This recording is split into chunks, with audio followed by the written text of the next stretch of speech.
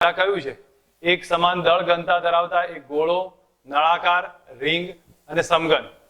આના દ્રવ્યમાન કેન્દ્રનું સ્થાન જણાવો. અને શુદ્ધ દ્રવ્યના અંદરના ભાગમાં હોય છે એ જરૂરી છે. તો તમે લોકો મને કહી શકો છો. પહેલા ચલો હું એક એક સ્ટેપ લેતો જાઉં છું. અહીંયા સમજજો. પહેલા વાત કરી છે ગોળા માટે. તો પહેલાની વાત કરીએ તો બોલો તો ગોળો હોય તો ગોળાનું સેન્ટર ઓફ માસ ક્યાં હોય? એના ભૌમિતિક કેન્દ્ર પર જ હોય, બરોબર. અને દ્રવ્યની અંદર હોય કે બહાર હોય?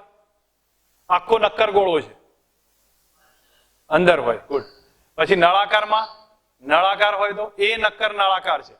આ ટાઈપનો આપણે ધારી લઈએ એક નક્કર નળાકાર મૂક્યો છે અને સોલિડ છે, અંદર ભરેલો છે.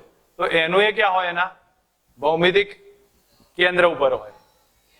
રિંગ માટે બોલો, મેં તમને વાત તો કરી હતી આગળ કે રિંગ હોય ને, રિંગ આ રીતની હોય પણ અંદર હા કેન્દ્રમાં હોય પણ દ્રવ્યની ક્યાં હોય? બહાર હોય. ઓકે. અને સમઘન, સમઘન લઈ લો, કોઈ પણ સમઘન ધારી લો અને સમઘનમાં એના કેન્દ્ર ઉપર જો સમઘન નક્કર હોય તો એના દ્રવ્યની અંદર હોય. બોલો ખ્યાલ આવે? તો બસ સેન્ટેન્સ લખવાનું છે, એક નોટ કરી લો તમે લોકો, લખી દો. એમાં ચારે પદાર્થના દ્રવ્યમાન કેન્દ્ર એના ભૌમિતિક કેન્દ્ર પર હોય છે. ચારેય પદાર્થના દ્રવ્યમાન કેન્દ્ર એના ભૌમિતિક કેન્દ્ર પર હોય છે. રિંગનું દ્રવ્યમાન કેન્દ્ર દ્રવ્યની બહાર હોય છે. રિંગનું દ્રવ્યમાન કેન્દ્ર દ્રવ્યની બહાર હોય છે. રિંગનું દ્રવ્યમાન કેન્દ્ર દ્રવ્યની બહાર હોય છે. બસ આટલું સેન્ટેન્સ આવશે. નેક્સ્ટ હવે એનાથી આગળ જોઈએ છે. અહીંયા કયું છે? HCl માં બે પરમાણુઓ છે. એક કયો હશે? H અને Cl બંને હશે અલગ અલગ. તો બે વચ્ચેનું અંતર 1.27 એંગસ્ટ્રોમ છે. 1.27 એંગસ્ટ્રોમ છે. હવે કયું છે? ક્લોરીન અણુ એ હાઇડ્રોજન થી 35 ગણો ભારે છે. તો હવે અણુનું દળ ન્યુક્લિયસમાં કેન્દ્રિત છે એમ ધારી લીધું છે. તો અણુના સેન્ટર ઓફ માસનું સ્થાન કેટલું? તો એક કામ કરું છું, હાઇડ્રોજન અહીંયા લઈ લઉં છું, હાઇડ્રોજન અહીંયા લઉં છું અને ક્લોરીન અહીંયા લઉં છું, બરાબર. આને ઉગમ બિંદુ ઉપર લીધો એટલે 0 છે. આ અંતર કેટલું છે ભાઈ? આ બે વચ્ચેનું R છે અને R કેટલા આપ્યા છે? 1.27 એંગસ્ટ્રોમ છે. હવે તમે એક વસ્તુનો સિમ્પલ વિચાર કરો કે તમને સેન્ટર ઓફ માસનું સ્થાન માંગ્યું છે. જો કે ક્વેશ્ચનના આધારે સિમ્પલ લખવું હોય તો તમે M2R કરીને લખી દો તો એ બેટર પડશે, R1 તો બરાબર. પણ અહીંયા આપણે થોડુંક સાબિત કરીને બતાવવાનું છે. તો અહીંયા પહેલા લખી દઉં છું કે M1 કોણ છે?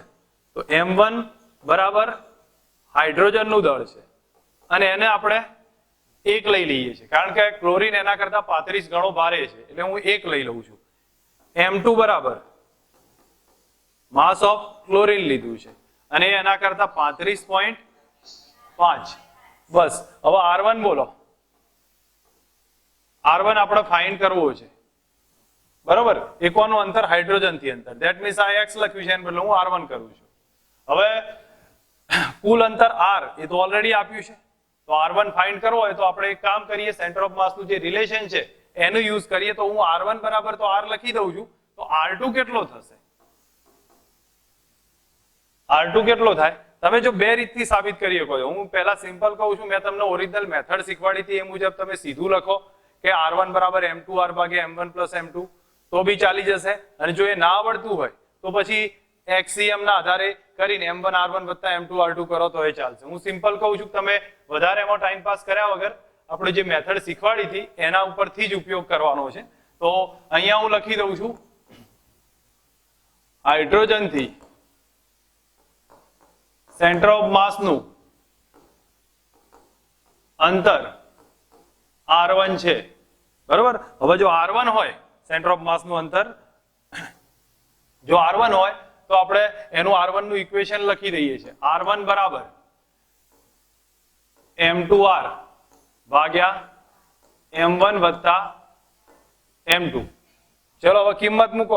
M2R એટલે 35.5 ગુણ્યા R કેટલો? 1.27. ફેરવવાનું નથી હો, 1.27 divided by M1 plus M2. 35.5 વત્તા 1, 35.5 વત્તા 1 મને કેલ્ક્યુલેશન કરીને R1 કહો કેટલા આવે છે 0.23 એંગસ્ટ્રોમ લખી દીધા. R1 આવ્યો, બસ કામ ખતમ થઈ ગયું. તો R2 કેટલો થાય તમે સીધું લખી શકો. લખો હોય તો R2 બરાબર R માઇનસ R1, કારણ કે અહીંથી બાકીનું અંતર. હવે તમે બાદ કરી નાખો 1.27 ઓછા 1.23, R2 બરાબર કેટલા થાય 0.4 એંગસ્ટ્રોમ. તો બોલો R2 આવી ગયો, બસ કામ ખતમ. અહીંયા દાખલો સમજાવું છું, ધ્યાન પર રાખે દરેક જણા. M1 હાઇડ્રોજન લીધો એટલે 1 આપ્યો, M2 ક્લોરીન લીધો 35.5. હવે આ બંને આપણી પાસે આવી ગયા, તો પછી હાઇડ્રોજન થી સેન્ટર ઓફ માસ નું અંતર R1 ધાર્યું છે, તો R1 બરાબર M2R ભાગ્યા M1 પ્લસ M2 કર્યા છે. અને આમાં તમે કિંમત મૂકતા જાઓ તો આપણને 1.23 એંગસ્ટ્રોમ આવે. ચલો હવે આ એક મેં આન્સર એટલા માટે તમારા સામે જ રાખ્યો છે કે આમાં કઈ વધારે છે નહીં, મારે ફક્ત જે સમજાવવાનું છે એ રકમ વાંચીને ક્લિયર કરાવી શકું એવો છું. તો જો અહીંયા શું કીધું છે, એક બાળક ટ્રોલીની અંદર ટ્રોલીના એક છેડે સ્થિર બેઠો છે, જે એકાએક લીસી સમતલ સમસ્થિતિ સપાટી પર v ઝડપથી આગળ જાય છે. બાળક ટ્રોલી પર ઊભો થઈ અને દોડે છે, તો દ્રવ્યમાન કેન્દ્રની ઝડપ કેટલી? જો એક સિમ્પલ સમજો, કોઈ બાળક ટ્રોલી પર ઊભો મતલબ કે બેઠેલો છે, આ સિચ્યુએશન છે બરોબર. હવે આ નોર્મલ કન્ડિશનમાં એ બેઠો છે, પછી એ ઊભો થઈ જાય ટ્રોલી પર અને દોડવા લાગે, તો મને એમ કહો કોઈ બાહ્યબળ લાગ્યું છે? કોઈ જ જાતનું બાહ્યબળ લાગ્યું છે? આમાં બાળક અને ટ્રોલી એ તો એક તંત્ર થઈ ગયું. બહારથી તમે કોઈ બળ લગાડ્યું એવું તો છે જ નહીં. બાળક અને ટ્રોલી એકબીજા ઉપર બળ લગાડે તો બધા જ બળ કેવા થયા? આંતરિક બળ. અને આંતરિક બળ હોય તો એ તો એકબીજાની અસર શું કરી દે? ઝીરો કરે. તો એનો મતલબ કે કયું બળ? એક્સટર્નલ તો છે નહીં. અને એક્સટર્નલ ફોર્સ ના હોય તો તમને યાદ આવશે પ્રવેગ 0 હોય, અને પ્રવેગ 0 તો વેગ કેવો રહે? ઓકે, તો કોન્સેપ્ટમાં શું માંગ્યું છે? જો ફરી રકમ વાંચું, હવે સમજો. અહીં કહ્યું છે બાળક ટ્રોલીના એક છેડે સ્થિર બેઠો છે, લીસી સમસ્થિતિ સપાટી પર v ઝડપથી આગળ જાય છે, ટ્રોલી આગળ જતી હશે. હવે અહીંયા કહ્યું છે બાળક ટ્રોલી પર ઊભો થઈને દોડવા લાગે છે, આંતરિક બળ જ છે, કોઈ બાહ્ય બળ નથી. તો સેન્ટર ઓફ માસની ઝડપ કેટલી આવે? v જ આવે, પહેલા જે હતી એ જ, કોઈ બદલાશે નહીં. તો અહીંયા શું લખ્યું? ટ્રોલી અને બાળકના દ્રવ્યમાન કેન્દ્ર પર કોઈ બાહ્ય બળ લાગતું નથી, અને એ સિચ્યુએશનમાં આ બધા બળો આંતરિક બળ છે, અને ઝડપ કેવી રહેશે? અચળ રહેશે. બોલો સમજ આવશે? જો કે આ દાખલો તો મેં તમને સદિશમાં સમજાવ્યો હતો, થોડું ધ્યાન હશે તો ખબર પડશે કે અહીં કહ્યું છે કે સદિશ a બાર અને b બાર થી બનતા ત્રિકોણનું ક્ષેત્રફળ a ક્રોસ b ના મૂલ્ય કરતા અડધું થાય છે. આપણે ચેક કરતા જઈએ અને કિંમત મૂકીએ છીએ તો એ પરથી આપણને ખ્યાલ આવશે કે ત્રિકોણનું ક્ષેત્રફળ કેટલું થાય. ત્રિકોણનું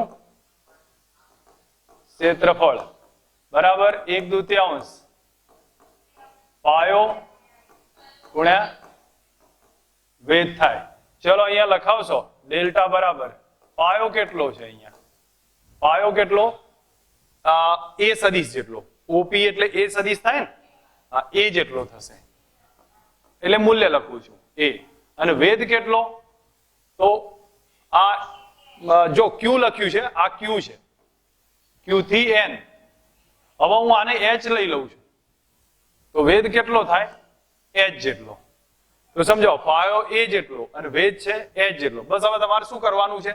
સાઇન થીટા વાપરવાનો. આ ખૂણો સાઇન થીટા હોય તો સાઇન થીટા બરાબર કેટલા લખાય? સામેની બાજુ એટલે b h થાય કે નહીં? h ભાગ્યા b. તો બોલો h બરાબર કેટલા આયા? બસ આ એક કામ પૂરું કર્યું તમે. તમે અહીંયા એની વેલ્યુ લખો તો ડેલ્ટા બરાબર 1/2 a h ના બદલે b sin થીટા. આ થઈ ગયું. હવે તમને ખ્યાલ હશે કે આ શું બતાવે છે? માનાંકમાં a cross b, માનાંકમાં a cross b બતાવશે. બસ આ ખતમ થઈ ગયો દાખલો. જો સમજ રાખો, પહેલા આપણને એક સદિશ a બાર છે, બીજો સદિશ b બાર છે, આ ત્રિકોણ બને છે. હવે ત્રિકોણ બનતો હોય તો આપણે ત્રિકોણનું ક્ષેત્રફળ કેટલું? 1/2 પાયો ગુણ્યા વેધ. હવે પાયો છે a સદિશ જેટલો અને વેધ છે h જેટલો. તો અહીંયા a into h લખ્યા. sin થીટા બરાબર બતાવ્યું તો h upon b, સામેની બાજુ ભાગ્યા કર્ણ, તો h બરાબર b sin થીટા. બસ h ની કિંમત લખો b sin થીટા, તો આ તો a cross b જેટલું થાય. ઓકે, ક્વેશ્ચન તમારી સામે જ છે, હું છતાં એક બીજું પૂછું છું. તો મને એમ કહો ભાઈ, આવો ધારો કે સમાંતર બાજુ ચતુષ્કોણ આપ્યો હોય તો એનું ક્ષેત્રફળ કેટલું થાય? હા, કેટલું થાય? a cross b થાય. આગળ જતા એનો ઉપયોગ આવે છે, એટલા માટે મેં તમને પહેલા કહ્યું છે. જો હવે આગળ દાખલો બતાવું છું. એમાં કહ્યું છે a બાર સદિશ મૂકવો હોય તો મૂકી શકીએ. a bar cross dot b bar cross c bar, a bar dot b bar cross c બાર. આ એ ત્રણ સદિશ a b થી રચાતા સમચતુષ્ફલકના ક્ષેત્રફળના આ કદના બરાબર હોય છે. ચલો અહીંયા પહેલા સમચતુષ્ફલક તમારા સામે મૂક્યો છે. અહીંયા જોવા જાઓ તો આ o થી a, આ o થી a છે, હું અહીંયા નામ આપું છું. OA બરાબર a બાર છે. o થી a બરાબર a બાર થાય. o થી b બરાબર b બાર છે. OB બરાબર b બાર અને OC બરાબર c બાર. આ રીતના ત્રણ સદિશ છે, OA, OB અને OC. ચલો કોઈ મને કહેશે ભાઈ b ક્રોસ c એની દિશા ક્યાં હોય?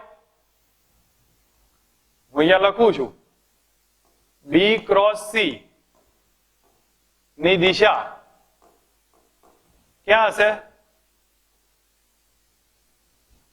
B અને C થી રચાતા સમતલને લંબ આ ડાયરેક્શનમાં હશે. જો B ક્રોસ C કરો, B આમ છે, C આમ જાય છે, B ક્રોસ C કરો, ક્યાં આવે? ઉપર. એટલે B અને C થી રચાતા સમતલને લંબ હોય. તો અહીંયા આપણે લખી દઈએ B બાર C બાર થી રચાતા સમતલને લંબ છે. ઓકે, બસ આપણું અહીંયા મોટા ભાગનું એક કામ તો આપણે ખતમ કર્યું છે, કે જેથી કરીને તમને આઈડિયા બી આવી જશે ને આમાં સમજાવ્યું છે શું એ બી ખબર પડશે. હવે જો આ બધી સિચ્યુએશન બનશે તો પછી આપણે એક કામ કરીએ, આ સમચતુષ્ફલકનું ક્ષેત્રફળ થાય કેટલું, તો આ કદ કેટલું થાય? તો કદ જોવા જાઓ ને તો વાસ્તવમાં શું થશે? B અને C થી ટૂંકમાં આ ભાગનું ક્ષેત્રફળ થશે. હું પહેલા એક કામ કરું, તમને આ સ્ટેપ લખીને પછી આપણે એમાંથી રિવર્સ જઈએ. તો અહીંયા જો એ અહીંયાથી જોઈએ છીએ તો a bar dot b bar cross c બાર કરીએ. આને શું લખાય? તો આને લખાય કઈ રીતે? તો a બાર નું a નું મૂલ્ય માનાંકમાં b ક્રોસ c નું મૂલ્ય અને cos થીટા આમ લખીએ. a નું મૂલ્ય પછી આ b ક્રોસ c નું મૂલ્ય અને cos થીટા આમ લખાશે. ધેટ મીન્સ અહીંયા એવું થાય b ક્રોસ c અહીંયા છે અને એનો જે સદિશ છે એ આ ડાયરેક્શનમાં જોવા મળશે. a બાર આ ડાયરેક્શનમાં છે, તો આ a બાર અને b ક્રોસ c બે વચ્ચેનો ખૂણો થીટા છે. ફરી સમજો, b ક્રોસ c અને a બાર બે વચ્ચેનો ખૂણો થીટા થશે. હવે તમે એક વસ્તુ સમજો, અહીંયા આપણે જોઈએ તો a cos થીટા સાઈડ રાખીએ છીએ અને b ક્રોસ c ને બાજુમાં રાખું છું. ફક્ત એક સમજવા જેવો થોડુંક ધ્યાન આપવા જેવો અહીંયા છે, b ક્રોસ c નું મૂલ્ય છે માનાંકમાં રાખું છું, તો એને બાજુમાં રાખ્યું. b ક્રોસ c એટલે તમે હમણાં મને કહ્યું હતું કોનું ક્ષેત્રફળ થાય? આ સમચતુષ્ફલકનું ક્ષેત્રફળ થાય અને નીચેના જે તળિયું છે ને એનું ક્ષેત્રફળ થાય. એટલા માટે અહીંયા લખીએ છીએ a cos થીટા અને અહીંયા આ OB આ પોઈન્ટ C છે ને અહીંયા D કહી દઉં છું, તો OBDC નું ક્ષેત્રફળ છે. OBDC નું ક્ષેત્રફળ થયું. હવે તમારી સામે આટલી રિલેશન તો ક્લિયર થયા કે પહેલા એનો મતલબ કે a cos થીટા આપણે બાજુમાં રાખ્યા, b ક્રોસ c નો મતલબ શું કર્યો કે આ જે OBDC તળિયું છે ને એનું ક્ષેત્રફળ થયું. તો a cos થીટા શું છે? હવે જુઓ, a cos થીટા એટલે સદિશ a બાર આ બાજુ છે, a બાર આ બાજુ છે, તો a cos થીટા એટલે આમ સીધો ઘટક થયો કહેવાય. બીજા શબ્દોમાં આ સમચતુષ્ફલકનો વેધ થયો કહેવાય. વેધ અહીંયા જો a cos થીટા એટલે આનો આ ડાયરેક્શનનો ઘટક થયો કહેવાય, કારણ કે એ આમ છે તો આ બાજુ a cos થીટા. બીજા શબ્દોમાં એમ કહીએ કે આ સમચતુષ્ફલકનો વેધ છે. તો અહીંયા આપણે સીધા સ્ટેપમાં જોઈએ તો તમને તરત ખ્યાલ આવશે કે a cos θ નું લખું છું સમચતુષ્ફલકનો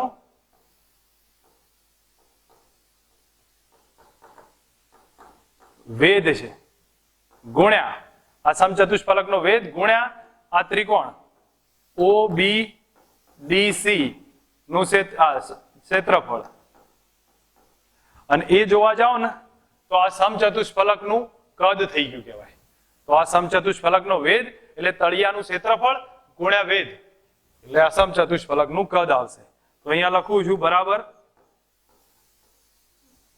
ચતુષ્ફલકનું કદ થશે. એક સિમ્પલ સેન્ટેન્સ છે, થોડાક ધ્યાન રાખી દો. તમને પહેલા તો સમજ આવી જવો શું કહેવા માંગે છે. મેં શું કહ્યું પહેલા, એક OA બરાબર પહેલો સદિશ છે આ જે ઉપર રહ્યો, OB આ સદિશ, OC આ સદિશ, આ સમચતુષ્ફલક તૈયાર થયો. હવે અહીંયા જોવા જઈએ તો આ જે એક જ મિનિટ હવે આ આખી કન્ડિશન તમારી સામે મૂકેલી છે. તો આમાંથી આપણે પહેલા તો આ સ્ટેપ લખીએ છીએ. અહીંયા મેં લખી દીધું. હવે એમાં મારે B ક્રોસ C છે શું એ પહેલા સમજી લઈએ છીએ. તો B ક્રોસ C એટલે તળિયાનું ક્ષેત્રફળ થાય. તો અહીંયા B ક્રોસ C એટલે બતાવ્યું છે કે તળિયાનું ક્ષેત્રફળ થયું. એની દિશા ક્યાં છે? તો B ક્રોસ ની દિશા એને લંબ જોવા મળે છે આ સમતલને. હવે અહીંયા સમજીએ A dot B cross C. તો અહીંયા A નું મૂલ્ય, B ક્રોસ C નું મૂલ્ય અને cos θ. હવે A cos θ નો મતલબ શું થયો? તો A cos θ એટલે આ સદિશ એ છે એનો આ દિશાનો ઘટક થયો, B ક્રોસ C ની દિશાનો ઘટક. બીજા શબ્દોમાં સમચતુષ્ફલકનો વેધ છે. તો અહીંયા આને સમચતુષ્ફલકનો વેધ લખ્યો અને આ B ક્રોસ C એટલે તળિયાનું ક્ષેત્રફળ અને ભેગું થાય એટલે કદ બને.